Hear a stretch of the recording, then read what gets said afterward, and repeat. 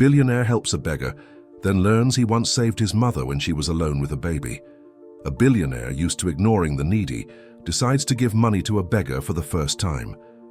But as they talk, he uncovers a shocking truth.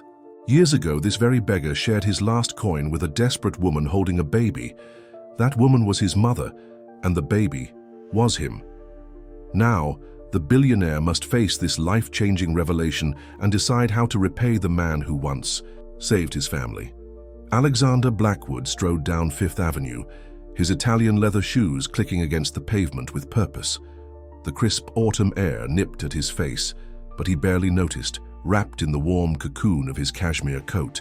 His mind was occupied with the day's meetings, the millions of dollars that had changed hands, and the elaborate chess game that was high-stakes business. As he approached the corner of 59th Street, something unusual caught his eye. A figure huddled against the cold stone facade of a building, wrapped in a tattered blanket. Normally, Alexander would have walked past without a second glance. The homeless were as much a part of New York City's landscape as the skyscrapers, and he had long ago learned to tune them out. But today was different. Perhaps it was the way the man's eyes, sharp and alert despite his circumstances, seemed to pierce through the veil of indifference Alexander had carefully cultivated. Or maybe it was the slight tremor in the man's outstretched hand, a silent plea for help that resonated on some deeply buried level of Alexander's psyche. Whatever the reason, Alexander found himself slowing his pace. He came to a stop in front of the man, who looked up at him with a mixture of hope and wariness. For a moment, neither spoke. The cacophony of the city seemed to fade away, leaving only the sound of their breath visible in the chilly air. "Sir," the man began, his voice rough but not unkind, "could you spare some change for a meal?" Alexander hesitated. In all his years in New York, he had never given money to a street beggar. It wasn't that he couldn't afford it. Far from. As the CEO of Blackwood Industries, his net worth was measured in billions. But he had always believed in the power of hard work and self-reliance. Handouts, he thought, only perpetuated a cycle of dependence. Yet something about this man's dignified bearing, despite his circumstances, gave Alexander pause. He found himself reaching into his pocket and pulling out his wallet. To his own surprise, he extracted not a single bill, but several $100 notes. "Here," he said, holding out the money, "this should cover more than just a meal." The man's eyes widened in disbelief. He reached out with trembling hands to accept the offering, his weathered fingers brushing against Alexander's manicured ones.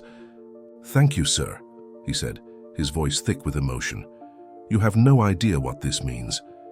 As Alexander was about to turn away, satisfied with his unexpected act of charity, the man spoke again. "My name is Thomas," he said, "and I'd like to share something with you if you have a moment." Alexander glanced at his watch. He had a dinner reservation at Le Bernardin in 30 minutes. But again, that strange compulsion that had led him to stop in the first place made him nod. "All right, Thomas, what is it?" Thomas carefully folded the money and tucked it into a hidden pocket in his coat. Then he looked up at Alexander, his eyes shining with a mix of gratitude and something else, a spark of recognition that Alexander couldn't quite place. "Years ago," Thomas began, his voice taking on a distant quality, "I was in a very different place. I had a job, a home, a life that most would consider normal. One night, I was walking home from work when I saw a young woman huddled in an alleyway. She was crying, holding a baby close to her chest." Alexander felt a strange tightening in his chest as he listened. There was something about Thomas's story that felt oddly familiar, though he couldn't quite place why. Thomas continued, "I didn't have much, but I couldn't just walk by. I gave her the last of my money. It wasn't much, just a few dollars, but she looked at me like I'd given her the world. She told me her name was Margaret and that she'd left an abusive relationship with nothing but her baby boy." Alexander's breath caught in his throat. Margaret was his mother's name, and he knew from the few times she'd spoken of it that she had fled from his abusive father when he was just an infant. But surely it couldn't be. "I never saw her again," Thomas said, his eyes meeting Alexander's.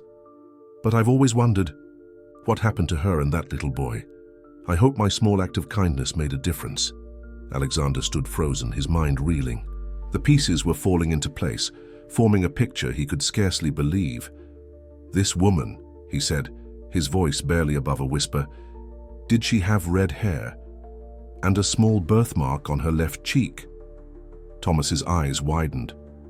Yes, he breathed. How did you know? Alexander felt as though the ground had shifted beneath his feet. The bustling New York street faded away, and he was transported back to his childhood, to the stories his mother had told him of their early struggles, of the kind stranger who had helped them in their darkest hour. Because, Alexander said, his voice trembling, that woman was my mother, and I was that baby. The world seemed to stand still as the two men stared at each other, the weight of this revelation hanging between them. Alexander's mind raced, trying to process the incredible coincidence, or was it fate, that had brought him face to face with the man who had shown kindness to his family when they needed it most. Thomas's face was a canvas of emotions, shock, disbelief, and finally a dawning wonder. You're that little boy?" he whispered, his eyes searching Alexander's face as if trying to find traces of the infant he had encountered so long ago. Alexander nodded, unable to speak. He thought of his mother, of the stories she had told him about their early struggles. She had always spoken of a guardian angel who had appeared in their darkest hour, offering a lifeline when all seemed lost. Never in his wildest dreams had he imagined he would one day meet this man, and in such drastically different circumstances. "I can't believe it," Thomas said, shaking his head in amazement. "All these years I've wondered what became of you both. To think that little boy grew up to be—" He gestured at Alexander's impeccable suit, the obvious signs of wealth and success. Alexander felt a surge of emotions, gratitude, guilt, and a profound sense of the twists and turns of fate. Here he was, a billionaire, face to face with the man whose small act of kindness had perhaps changed the entire course of his life. And he had almost walked past him, as he had walked past countless others in need. "Thomas," Alexander said, his voice thick with emotion, "I don't know how to thank you. What you did for my mother and me, it made all the difference. We might not have survived without your help." Thomas shook his head, a humble smile on his weathered face. "I did what anyone would have done. I'm just glad to know it helped." But Alexander knew it wasn't what anyone would have done. How many times had he himself passed by those in need, telling himself it wasn't his problem? The realization filled him with shame. "Please," Alexander said, reaching out to help Thomas to his feet. "Let me buy you dinner. I want to hear everything about that night, about your life, and I want to help you the way you helped us." Thomas hesitated, looking down at his ragged clothes. "I'm not exactly dressed for dinner, sir." Alexander smiled, feeling a warmth in his chest he hadn't experienced in years. "Don't worry about that. And please, call me Alexander. After all, in a way, you're family." As they began to walk together, down the bustling New York street, Alexander felt as though a veil had been lifted from his eyes. He saw the city, and his place in it, in a completely new light. This chance encounter had shaken the foundations of his world, reminding him of the power of kindness and the interconnectedness of all people. He knew that his life would never be the same after this night. The journey that lay ahead of reconnection, of rediscovery, of redemption, was only just beginning. And as he listened to Thomas begin to share his story, Alexander silently vowed to honor the kindness this man had shown his family by paying it forward, not just tonight, but for the rest of his life. The maitre d' at Le Bernardin did a double take as Alexander Blackwood walked in, accompanied by a man who looked decidedly out of place in the Michelin-starred restaurant. To his credit, the man recovered quickly, his professional demeanor reasserting itself as he led them to a secluded table in the corner.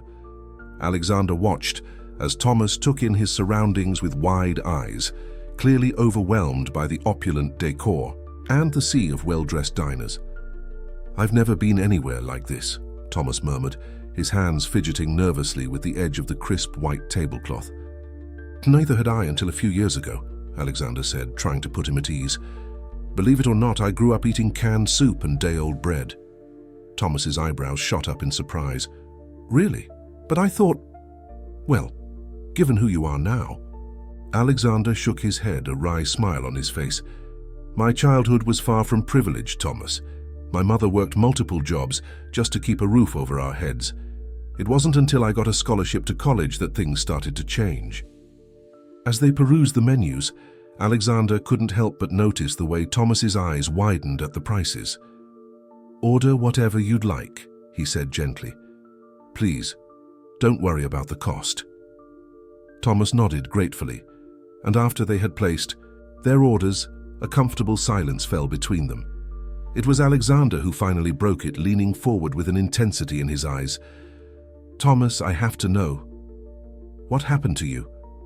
How did you end up on the streets? Thomas sighed, his weathered hands clasping together on the table. It's a long story, Alexander. Are you sure you want to hear it? Alexander nodded emphatically. More than anything. And so, as the sommelier poured them each a glass of wine, Thomas began his tale.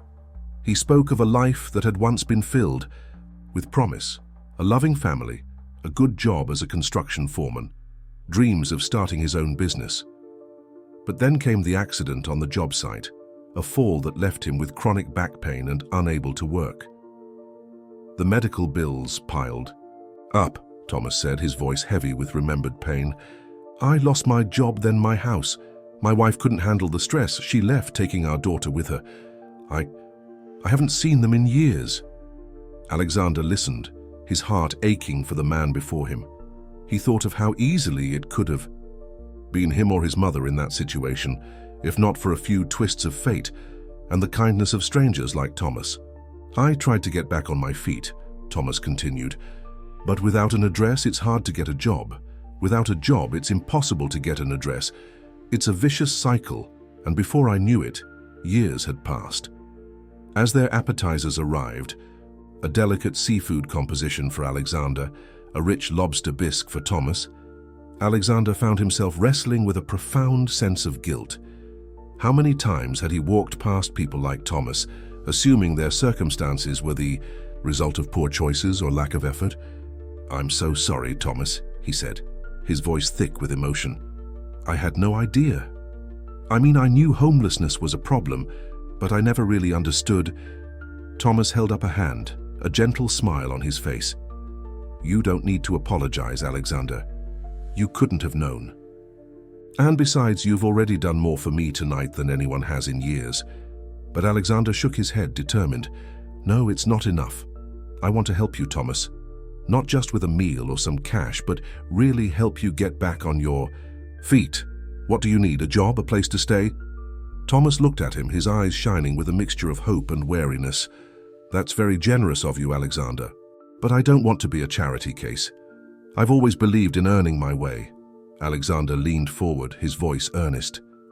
This isn't charity, Thomas. This is me repaying a debt I've owed you for decades without even knowing it. Please let me help you the way you helped my mother and me. As their main courses arrived, a perfectly seared sea bass for Alexander, a succulent beef tenderloin for Thomas, the two men fell into a deep conversation. They talked about Thomas's skills from his construction days, about the business, ideas he'd once dreamed of pursuing. Alexander listened intently, his mind already whirring with possibilities. What if, Alexander said slowly, an idea taking shape, what if we started a program, a foundation that helps people who've fallen on hard times get back into the workforce? We could provide job training, housing assistance, medical care, all the things that make it so hard for people to escape homelessness. Thomas's eyes lit up. That could make a real difference. But it would take a lot of resources, a lot of planning. Alexander waved his hand dismissively. Resources aren't a problem. And as for planning, well, that's where you come in. Who better to help design a program like this than someone who's lived it? As they continued to talk, fleshing out the idea, Alexander felt a sense of purpose he hadn't experienced in years. He'd achieved incredible success in the business world, but this felt like something truly meaningful. As the evening wore on, their conversation drifted to more personal topics. Thomas spoke of his estranged family, the pain in his eyes evident as he described the daughter he hadn't seen in over a decade. Alexander, in turn, opened up about his own struggles, the pressure of running a multi-billion-dollar company, the loneliness that came with his position, the nagging feeling that something was missing from his life despite all his material success. "You know," Thomas said thoughtfully as they lingered over dessert, "I've often thought that the truest measure of a person isn't how they handle success, but how they handle adversity. Your mother, that night I met her, she was facing the toughest moment of her life, but there was a strength in her, a determination to protect you at all costs. I see that same strength in you, Alexander." Alexander felt a lump form in his throat. "I owe everything to her," he said softly. "She sacrificed so much for me. I wish I could have done more for her while she was still alive." Thomas reached across the table, placing a comforting hand on Alexander's arm. "She would be proud of you, son, not just for your success, but for the man you've become, for stopping to help a stranger today, just like someone once helped her." As the evening drew to a close, Alexander felt as though he had been transformed. The world seemed brighter somehow, full of possibilities he had never before considered. He looked at Thomas, this man who had entered his life as a stranger and would leave it as family, and knew that this was just the beginning of a journey that would change them both. "Thank you, Thomas," Alexander said as they stood to leave. "Not just for what you did all those years ago, but for reminding me of what's truly important in life. I promise you things are going to change for both of us." As they stepped out into the cool New York night, the city humming with life around them, Alexander felt a sense of anticipation. The path ahead was uncertain, but for the first time in years, he felt truly alive. The story of Alexander Blackwood and Thomas, the billionaire and the beggar, united by an act of kindness decades in the past, was far from over. In fact, it was just beginning. The following weeks were a whirlwind of activity for both Alexander and Thomas. True to his word, Alexander had immediately set about creating the foundation they had discussed over dinner.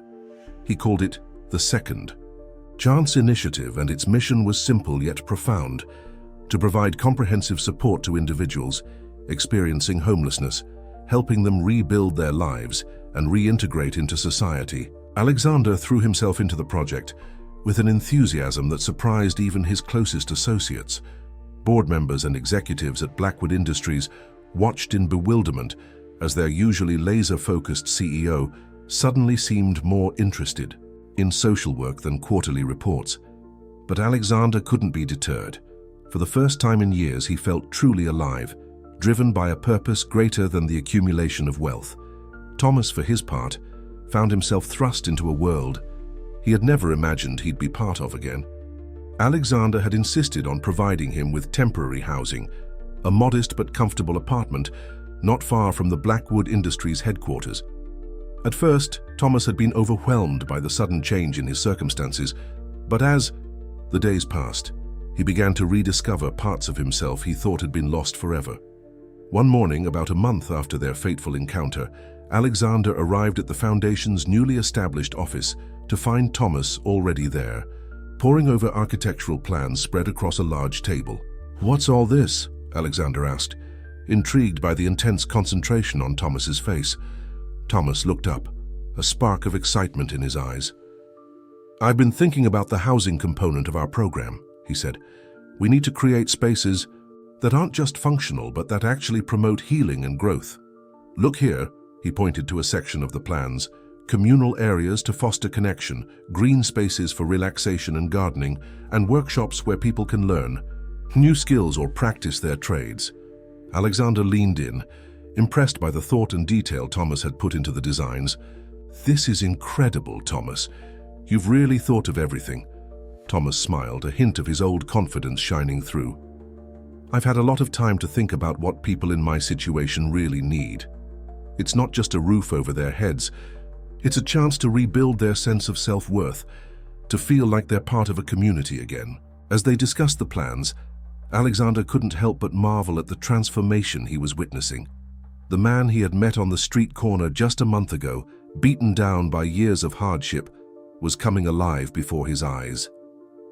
Thomas spoke, with passion and authority, drawing on his years of construction experience and his intimate understanding of life on the streets. "You know," Alexander said thoughtfully, "we should make you the lead architect on this project. No one understands the needs better than you do." Thomas looked startled. "Me? But I don't have a degree or any formal training. I was just a foreman." Alexander shook his head firmly. "Degrees don't matter here, Thomas. What matters is experience and vision, and you have both in spades. We'll pair you with a licensed architect to handle the technical aspects, but the design, that should be all you." The gratitude in Thomas's eyes was almost overwhelming. "Thank you, Alexander. I won't let you down." As the weeks turned into months, the Second Chance initiative began to take shape. Alexander leveraged his business connections to secure funding and support, while Thomas worked tirelessly on the housing designs and program structure. They assembled a team of social workers, job trainers, and healthcare professionals, creating a holistic approach to addressing homelessness. But as the project grew, so did the challenges. Not everyone was as enthusiastic about the initiative as Alexander and Thomas. Some of Alexander's board members grumbled about resources being diverted from profit-making ventures. Local residents, near the proposed housing sites, voiced concerns about property values and safety. One particularly tense meeting with community leaders left both men feeling discouraged. As they walked back to the office, Alexander couldn't help but voice his frustrations. "I don't understand it," he said, running a hand through his hair. "We're trying to help people, to make the city better for everyone. Why can't they see that?" Thomas was quiet for a moment before responding. "Fear," he said simply. "It's easy to see homeless people as a problem to be solved, rather than as human beings who need help. I know. I've been on the receiving end of those looks, that fear." Alexander looked at him, a newfound respect in his eyes. Despite all the setbacks and opposition, Thomas remained steadfast, his commitment to the project unwavering. "How do you do it?" Alexander asked. "How do you keep going in the face of all this resistance?" Thomas smiled, a gentle, knowing expression. "Because I remember what it feels like to be on the other side, to feel invisible, hopeless. And I know that what we're doing, it's going to change lives. Maybe not everyone's, maybe not all at once, but for some people, this will be the second chance they've been praying for." His words struck a chord deep within Alexander. He thought back to his mother, to the struggles they had faced, and how different their lives might have been without the help of a kind stranger, without Thomas. "You're right," Alexander said, feeling his determination renewed. "We can't give up, there's too much at stake." As they reached the office, Alexander's phone buzzed with a message. He glanced at it, and his eyes widened. "Thomas," he said, his voice tight with emotion, "I think you need to see this." He handed the phone to Thomas, who read the message with growing disbelief. It was from a private investigator Alexander had hired weeks ago, at Thomas's reluctant request, to try and locate his estranged family. "They've found them," Thomas whispered, his hands shaking. "My wife, my daughter. They're here in New York." Alexander placed a steadying hand on Thomas's shoulder. "Do you want to reach out to them?" Thomas looked up, a mixture of hope and fear in his eyes. I don't know. What if they don't want to see me? What if they can't forgive me for disappearing from their lives?" "You'll never know unless you try," Alexander said gently. "And whatever happens, you're not alone. You have me now. You have family." Thomas nodded, taking a deep breath. "You're right. It's time to face my past, to try and make amends. Just like we're doing with the initiative. It's about second chances, isn't it?" As they stood there on the cusp of yet another life-changing moment, Alexander felt a sense of awe at the twists and turns of fate that had brought them to this point. From a chance encounter on a street corner to the brink of reuniting a family, it was a journey neither of them could have imagined. "Whatever happens," Alexander said, "we'll face it together. That's what family does." Thomas smiled, his eyes shining with unshed tears. "Thank you, Alexander, for everything." As they walked into the office, ready to take the next step in their shared journey, both men felt a sense of hope and purpose that transcended their individual struggles. They were no longer just a billionaire and a former beggar. They were partners, friends, family, and together they were determined to change the world one second chance at a time. The day of Thomas's reunion with his family dawned bright and clear, a rarity for New York in late autumn. Alexander had offered to accompany him, but Thomas had gently declined, feeling that this was something he needed to face on his own. As he stood outside the small cafe where they had agreed to meet, Thomas felt his heart pounding in his chest, a mixture of anticipation and fear coursing through his veins. He spotted them the moment they walked in. Sarah, his wife, her hair now streaked with grey but still as beautiful as the day they met, and Jessica, his daughter, now a young woman of 25. Thomas's breath caught in his throat as he saw the resemblance to the little girl he remembered. The reunion was emotional and fraught with tension. There were tears, accusations, and moments of painful silence. But as the hours passed, the walls began to crumble. Thomas shared his story, the accident, the spiral into homelessness, and his recent second chance. Sarah and Jessica listened, their initial anger slowly giving way to understanding and eventually forgiveness. "I never stopped loving you," Thomas said, his voice choked with emotion. "Both of you. Not a day went by that I didn't think of you, wonder how you were doing." Jessica reached across the table, taking her father's hand. "We never stopped loving you either, Dad. We didn't know how to find you, how to help." As they parted ways that evening, with promises to keep in touch and rebuild their relationship slowly, Thomas felt a weight lift from his shoulders. He knew the road ahead would be challenging, but for the first time in years he felt hope for his future, not just professionally but personally as well. Meanwhile, Alexander was facing challenges of his own. The board of Blackwood Industries had called an emergency meeting, concerned about the amount of time and resources being devoted to the Second Chance initiative. As Alexander stood before them, he could feel the skepticism radiating from the room. "Gentlemen," he began, his voice steady and confident, "I understand your concerns, but I want you to consider something. What is the true purpose of a business? Is it merely to generate profit, or is it to create value for our shareholders, yes, but also for our community and our world?" He went on to outline the potential long-term benefits of the initiative, not just in terms of positive publicity, but in creating a more stable and prosperous community that would ultimately benefit everyone, including Blackwood Industries. "Moreover," Alexander continued, his passion evident in every word, "this project has given me a new perspective on our business as a whole. I've realized that by integrating social responsibility more deeply into our core operations, we can create sustainable growth that goes beyond mere quarterly profits." As he spoke, Alexander could see the expressions of the board members changing. Some still looked skeptical, but others were nodding, clearly intrigued by his vision.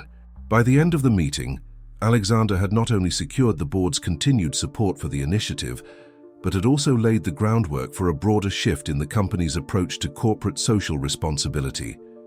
As he left the boardroom, Alexander felt a sense of accomplishment that went beyond any business deal he had ever closed. He was changing not just individual lives, but the very culture of his company, and potentially the business world at large. Over the next few months, the Second Chance initiative began to bear fruit. The first housing complex was completed, a beautiful and functional space that bore the unmistakable mark of Thomas's thoughtful design. As the first residents moved in, people who had been living on the streets just weeks before, the impact of their work became tangible. One crisp morning in early spring, Alexander and Thomas stood together, watching as a young woman named Maria, one of the initiative's first success stories, left for her new job. She had come to them homeless and hopeless, but through the program's support she had received job training and was now starting a position as a dental assistant. "Thank you," Maria said, her eyes shining with tears of joy as she hugged them both. "You've given me my life back." As they watched her walk away, head held high with newfound confidence, Thomas turned to Alexander. "You know," he said thoughtfully, "when I gave your mother that money all those years ago, I never imagined it would lead to this. It was such a small act, Alexander shook his head, placing a hand on Thomas's shoulder. It wasn't small to us. That act of kindness, it changed everything. And now we're passing that on, multiplying it 1,000-fold. As they stood there watching the sun rise over their city, a city they were slowly but surely changing for the better, both men felt a profound sense of purpose and connection. They had started this journey as strangers, brought together by a twist of fate and a long-ago act of kindness. Now, they were family, bound by a shared mission and a deep, mutual respect.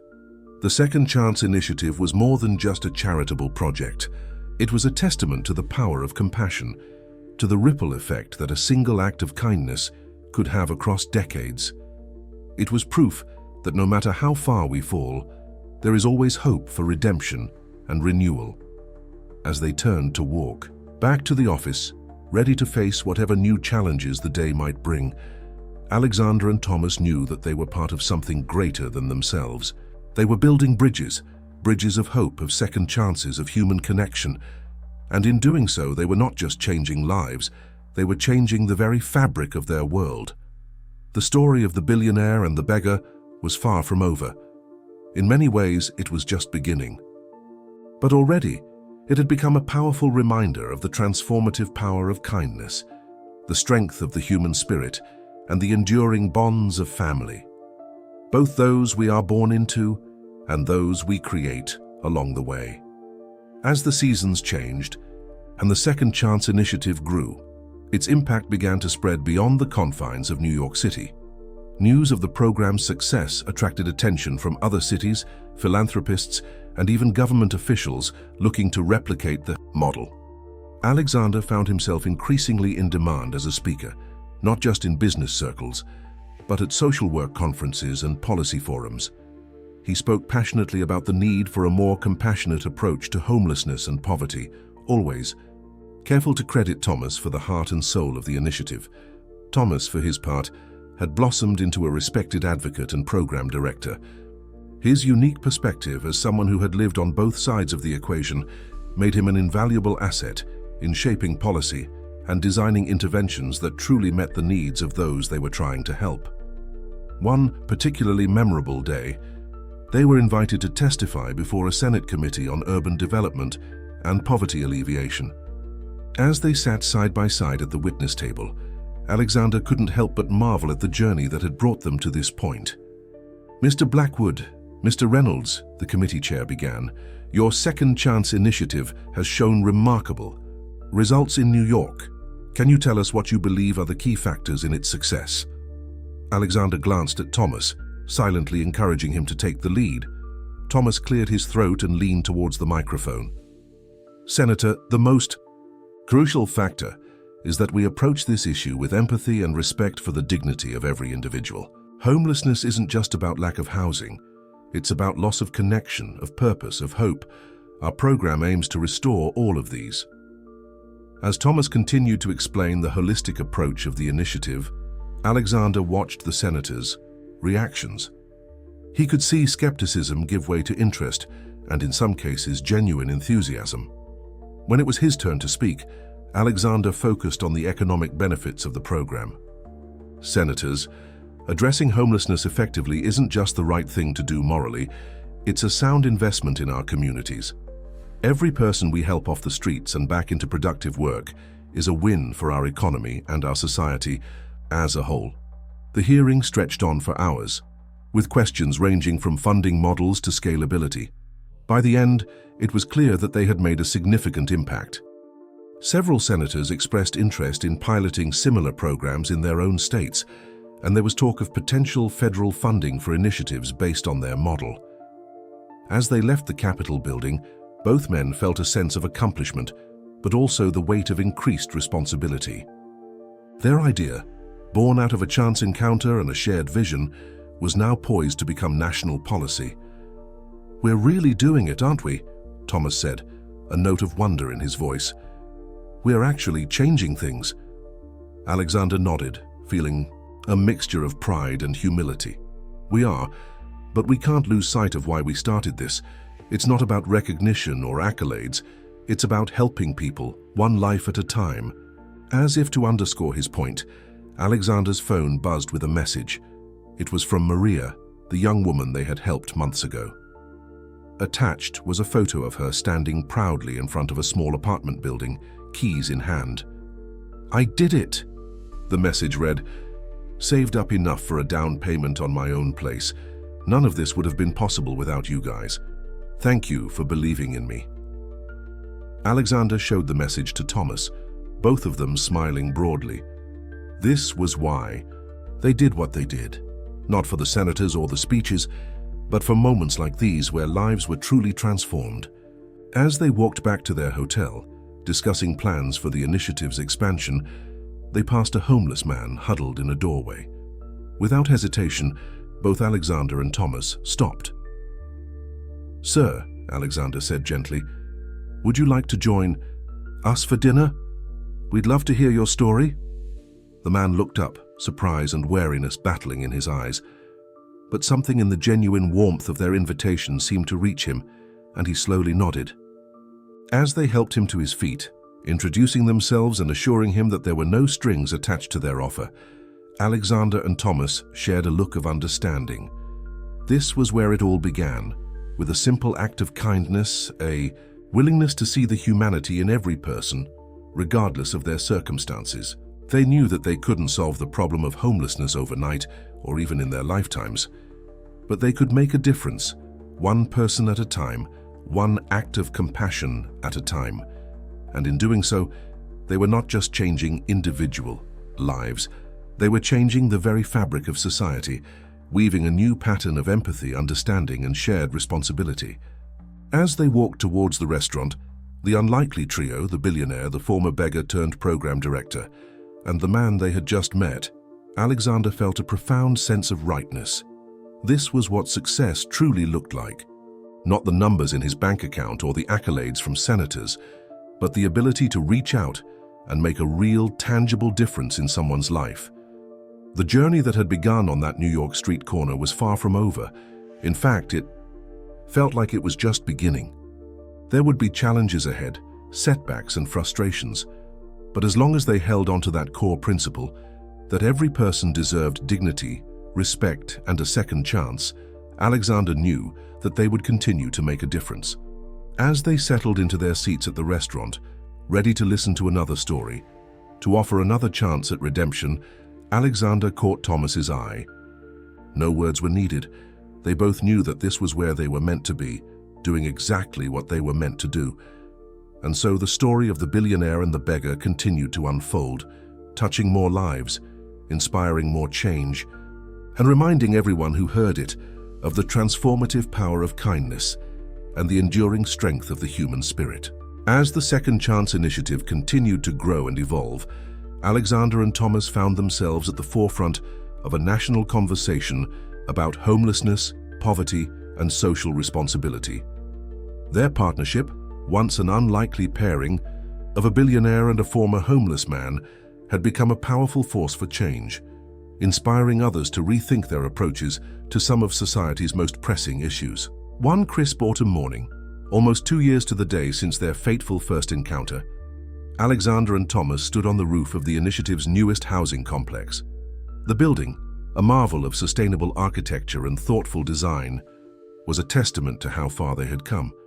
Solar panels glinted in the morning sun, a rooftop garden burst with fall colors, and the sound of laughter drifted up from the courtyard below where residents were gathering for a community breakfast. "It's amazing, isn't it?" Thomas said, his voice filled with wonder. 2 years ago I was sleeping on the streets. Now we're helping hundreds of people rebuild their lives." Alexander nodded, a sense of pride and humility washing over him. "It's more than I ever imagined when I stopped to talk to you that day. You've taught me so much, Thomas." As they stood there taking in the view of the city they were slowly but surely changing, Alexander's phone buzzed. He glanced at it and his eyes widened. "Thomas," he said, his voice tight with emotion, "you're not going to believe this. We've been invited to give a TED Talk. They want us to share our story and the impact of the initiative on a global stage." Thomas's jaw dropped. "A TED Talk? Us? But I've never spoken in public like that before. I don't know if I can..." Alexander placed a reassuring hand on his friend's shoulder. "You can do this, Thomas. Your story, your insights, they're powerful. The world needs to hear them." Over the next few weeks, as they prepared for the talk, both men found themselves reflecting on their journey. They worked tirelessly on their presentation, determined to use this platform to inspire even more change. The day of the talk arrived, and as they stood backstage, Thomas felt a wave of nervousness wash over him. "What if I freeze up? What if I let everyone down?" Alexander looked him in the eye. "You won't. Just speak from your heart like you always do. Remember, your experiences, your wisdom, that's what people need to hear." As they walked onto the stage, the bright lights momentarily blinding them, a hush fell over the audience. Alexander began, introducing their story and the birth of the Second Chance Initiative. But it was when Thomas stepped up to the microphone that the real magic happened. "2 years ago, I was invisible," Thomas began, his voice shaky at first, but growing stronger with each word. "I was one of the thousands of people you pass on the street every day without a second glance. But then, one act of kindness changed everything." As Thomas shared his story, the struggles, the despair, and ultimately the redemption, the audience was captivated.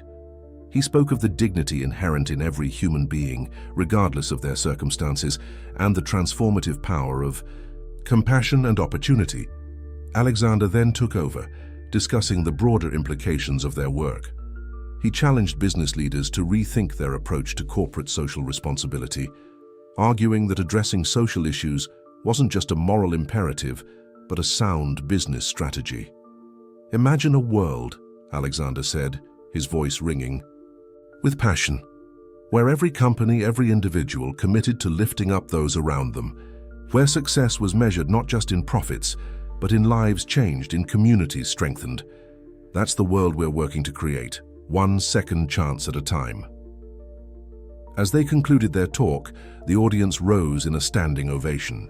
Tears were visible on many faces, and there was a palpable sense of inspiration in the air. In the days that followed, their talk went viral. Messages poured in from around the world, offers of support, stories of similar initiatives being launched, and countless individuals pledging to make a difference in their own communities. One evening, as they sat in Alexander's office reviewing the latest expansion plans for the initiative, Thomas leaned back in his chair, a look of wonder on his face. "You know," he said thoughtfully, "when you first stopped to talk to me that day, I thought you were just another rich guy easing his conscience with a handout. I never imagined—" Alexander smiled. "Neither did I. I thought I was just doing a good deed. I had no idea it would change my life, change both our lives so profoundly." Thomas nodded, his eyes distant. "It's funny how life works, isn't it? One small act of kindness rippling out, touching so many lives. That's the beauty of it," Alexander replied. "We never know how far the ripples of our actions will spread. That's why every act of kindness, every moment of compassion matters." As they continued their work late into the night, both men felt a deep sense of purpose and gratitude. They had embarked on this journey as strangers, a billionaire and a beggar, and had become family, united by a shared vision and an unshakable bond. The Second Chance Initiative was more than just a program now. It was a movement, a beacon of hope in a world that often seemed dark and uncaring. And at its heart were two men who had learned that the greatest wealth isn't measured in dollars, but in the lives you touch and the change you inspire. As the city lights twinkled outside the window, Alexander and Thomas knew that their work was far from over. There were still challenges to face, lives to change, and a world to inspire. But together, they were ready for whatever lay ahead, armed with the knowledge that even the smallest act of kindness could spark a revolution of compassion. The story of the billionaire and the beggar was no longer just their story. It had become a testament to the power of human connection, a reminder that we all have the ability to change lives and shape the world around us. And as they looked to the future, both men knew that the greatest chapters of their journey were still to be written. As the Second Chance Initiative continued to expand its reach and impact, Alexander and Thomas found themselves facing new and unexpected challenges. The rapid growth of their organization had brought increased scrutiny, and not everyone was as enthusiastic about their work as they had hoped. One chilly morning in late autumn, Alexander arrived at the office to find Thomas poring over a stack of newspapers, his face etched with concern. "What's wrong?" Alexander asked, sensing the tension in the room. Thomas looked up, his eyes clouded with worry. "We've got trouble," he said, pushing one of the papers towards Alexander. "Someone's been digging into our past." Alexander scanned. The headline, "Second Chance or Second Scheme: The Hidden Past of Initiative's Founders." The article delved into Thomas's history of homelessness and substance abuse, painting it in the harshest light possible. It also questioned Alexander's motives, suggesting that the entire initiative was nothing more than a tax write-off and a PR stunt. "This is ridiculous," Alexander fumed, his hands clenching the paper. "They're twisting everything, taking it all out of context." Thomas nodded, his face weary. "I know, but the damage is done. People are already calling for investigations, questioning our funding." As the days passed, the media storm intensified. Critics emerged from all corners, questioning the efficacy of their programs and the wisdom of their approach. Some of their corporate partners began to distance themselves, wary of the negative publicity. The pressure began to take its toll on both men. Thomas in particular struggled with the renewed public scrutiny of his past. One evening, Alexander found him sitting alone in the office, staring out the window at the city lights. "I'm starting to wonder if I'm the right person for this," Thomas said quietly as Alexander approached. "Maybe my past is too much of a liability. Maybe I'm holding the initiative back." Alexander felt a surge of protectiveness for his friend. "Don't talk like that," he said firmly. "Your past isn't a liability, Thomas. It's your greatest strength. It's what gives our work authenticity and real understanding." Thomas turned to face him, his eyes filled with a mixture of gratitude and uncertainty. "But what if they're right? What if we're in over our heads?" Alexander pondered this for a moment before responding. "Maybe we are," he admitted, "but that doesn't mean we're wrong. We're trying to solve problems that have existed for generations. It was never going to be easy." As they talked long into the night, both men found their resolve strengthening. They had come too far, helped too many people to give up now. The next morning they called a press conference. Standing side by side before a sea of cameras and microphones, Alexander and Thomas faced their critics head-on. "Yes, I was homeless," Thomas began, his voice steady and clear. "Yes, I struggled with addiction. I'm not ashamed of my past because it's what drives me to help others who are where I once was. Our initiative isn't perfect, but it's making a real difference in people's lives." Alexander then stepped forward. "We welcome scrutiny of our programs," he said. "We're constantly working to improve, to do better, but we won't apologize for trying to make a difference. We won't back down in the face of cynicism and doubt." Their honesty and passion seemed to strike a chord. In the days that followed, a shift began to occur. Former residents of their programs came forward, sharing stories of how the initiative had changed their lives. Other business leaders voiced their support, praising the innovative approach to corporate social responsibility. Slowly but surely, the tide of public opinion began to turn. The controversy had actually brought more attention to their work, and with it came new opportunities and supporters. One afternoon, as they walked through one of their housing complexes, greeting residents and checking on the progress of various programs, Thomas turned to Alexander with a smile. "You know," he said, "a few years ago I would have crumbled under that kind of pressure. I would have believed every bad thing they said about me." Alexander nodded, understanding the unspoken gratitude in Thomas's words. "And I would have just thrown money at the problem, tried to make it go away. We've both come a long way." As they continued their walk, they passed a mural that the residents had painted on one of the walls. It depicted a diverse group of people, all reaching out to help one another up a steep climb. At the top, a bright sun shone, symbolizing hope and new beginnings. Looking at the mural, both men felt a renewed sense of purpose. The challenges they had faced had only made them stronger, more committed to their mission. They had weathered the storm and come out the other side with a clearer vision and a deeper understanding of the importance of their work. "We're not just giving people a second chance," Thomas mused, gazing at the mural. "We're showing them that they have the strength within themselves to make that chance count. Alexander nodded, feeling a swell of pride and determination. And in doing so, we're all getting a second chance, a chance to create a more compassionate, more just society. As they turned to leave, a young woman approached them. She was a recent graduate of their job training program, now employed and living independently. "I just wanted to say thank you," she said, her eyes shining with tears. "What you've built here, it saved my life. And now I want to help others the way you helped me." In that moment, Alexander and Thomas knew that no matter what challenges lay ahead, they were on the right path. Their journey, which had begun with a simple act of kindness on a New York street corner, had grown into something far greater than either of them could have imagined. As they left the complex that day, both men felt a renewed sense of purpose and hope. The road ahead might not be easy, but together they were ready to face whatever came their way, continuing to build bridges of hope and creating ripples of change that would extend far beyond their own lifetimes. As the years passed, the Second Chance initiative continued to grow and evolve. What had started as a local project in New York had blossomed into a national movement with branches in cities across the country. Alexander and Thomas, now in their 60s, found themselves looking back on a lifetime of work that had transformed countless lives. One crisp autumn morning, much like the day they had first met, Alexander and Thomas stood on the rooftop of the initiative's headquarters.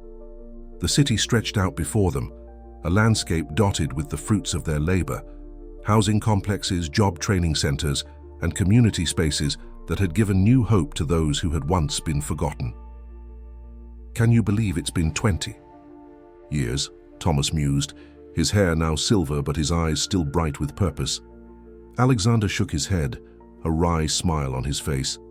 "Sometimes it feels like yesterday that I stopped on that street corner. Other times, it feels like a lifetime ago." As they stood there reflecting on their journey, the door to the rooftop opened. A young woman in her early 30s stepped out, her face lighting up when she saw them. "There you are," she exclaimed. "I've been looking all over for you two. The board meeting is about to start." Alexander and Thomas exchanged a knowing glance. The young woman was Maria, the same Maria they had helped all those years ago. Now she was the CEO of the Second Chance initiative, handpicked by Alexander and Thomas to lead the organization into the future. "We'll be right down, Maria," Alexander said warmly, just taking a moment to reminisce. As Maria nodded and headed back inside, Thomas turned to Alexander. "You know, when we started this, I never imagined we'd be here, preparing to hand over the reins to someone who once needed our help." Alexander nodded, feeling a swell of pride and nostalgia. "That's the beauty of it, isn't it? We're not just changing lives in the moment. We're creating a legacy, a cycle of compassion and empowerment that will continue long after we're gone." As they made their way to the boardroom, they passed walls lined with photos and news clippings chronicling the initiative's journey. There were images of groundbreaking ceremonies, graduation days for job training programs, and countless faces of those whose lives had been touched by their work. The board meeting was a lively affair, filled with discussions of new projects and expansion plans. As Alexander and Thomas listened to Maria and the other younger board members passionately debate ideas, they felt a deep sense of satisfaction. They had built something that would outlast them, a testament to the power of compassion and second chances. After the meeting, as the sun began to set over the city, Alexander and Thomas found themselves once again on the rooftop. The golden light of dusk bathed the city in a warm glow, and in that moment both men felt a profound sense of peace. "You know," Thomas said softly, "when you first stopped to help me that day, I thought it was the end of my story. I never imagined. It was just the beginning." Alexander nodded, understanding exactly what his friend meant. "I thought I was just doing a good deed, maybe easing my conscience a bit. I had no idea it would change everything." As they stood there, watching the city transition from day to night, they reflected on the journey that had brought them to this point. From a chance encounter between a billionaire and a beggar, they had forged a partnership that had not only changed their own lives, but had sparked a movement of compassion and social change. "Do you ever wonder Thomas mused. What would have happened if you hadn't stopped that day? If you had just walked by like everyone else? Alexander was quiet for a moment, considering the question. I used to, he admitted. But I've learned that there's no point in dwelling on what-ifs. What matters is what we do with the moments we're given, the choices we make. Thomas nodded, a smile spreading across his face. And we've made some pretty good choices, haven't we? As the first stars began to appear in the darkening sky, both men felt a deep sense of gratitude for the journey they had shared. They had started as strangers, brought together by a simple act of kindness, and had become family, bound by a shared mission and 2 decades of working side by side. You know, Alexander said, turning to face his friend, when I look back on my life, on all the business deals and acquisitions, none of it compares to what we've built here. This is my real legacy. Thomas reached out, clasping Alexander's shoulder. Our legacy, he corrected gently. We did this together every step of the way. As they turned to leave the rooftop, ready to face whatever challenges and opportunities the future might bring, both men felt a sense of completion. They had taken a single moment of compassion and turned it into a lifetime of purpose, creating ripples of change that would continue to spread long after they were gone. The story of the billionaire and the beggar was far from over. In fact, in many ways, it was just beginning. For every life they had touched, every person they had helped, find their second chance was now part of that story, carrying it forward into the future. As they stepped back into the building, ready to continue their work for as long as they were able, Alexander and Thomas knew that they had found something far more valuable than wealth or success. They had found purpose, friendship, and the profound satisfaction of knowing that they had made a real difference in the world. And so, as the city hummed with life below them, 2 old friends, once a billionaire and a beggar, now partners in a grand endeavor, walked side by side, their legacy of kindness lighting the way forward for generations to come.